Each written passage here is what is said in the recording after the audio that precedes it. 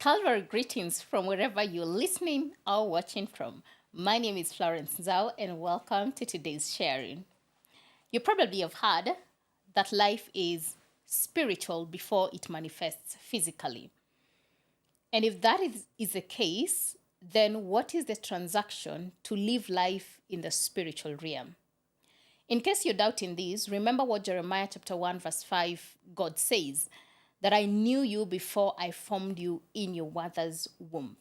And what that means is that before Jeremiah came to the physical being of being in the womb of the mother, is that he was already existing, that the Lord sees the end from the beginning. And life is structured in such a way that whatever is happening in the physical realm is certainly a manifestation of the spiritual realm.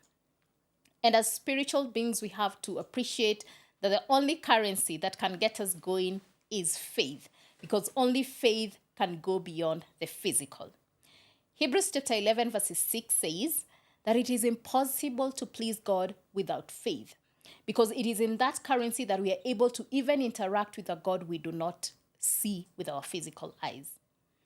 And you know what I kept on thinking when I was thinking about this subject? How is it that with the unseen God, I still would continue to engage with him with this currency of faith, but still, oftenly, occasionally, as it would be, still think that he's not able to sort things out, or still think that he's too far to hear this, or still think that he's not relevant for where I am.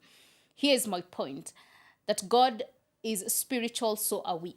And as we engage him in the currency of faith, the desire of God is that we may place our faith in him, not on what we see.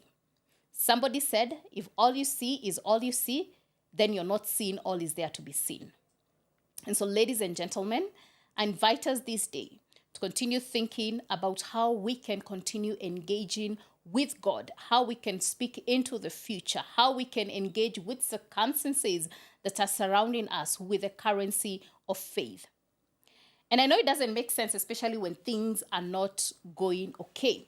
But who said it has to make sense? One of the things that I keep on saying is that I've understood that the things of God do not make sense. And that is fine, because he is God and we are human. And faith is beyond the sense. It is not against the sense, it's beyond the sense. And David says in Psalms 115, I think it's a cry of David, and the people are asking there, so where is your God? And he says, our God is in heaven, seated and doing justice to his word.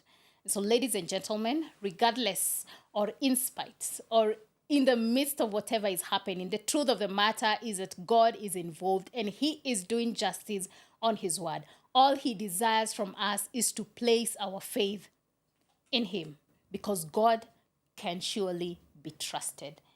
Kila day, how do we go ahead in showing and expressing our faith in God? It's the willing submission of letting our own being know that we have God who we can engage with by faith. And by faith, we are justified. And in engaging in that, then we are able to live our physical lives here as a manifestation from the spiritual realm with the currency of faith, because faith is the currency. Keep the faith, it will end in praise.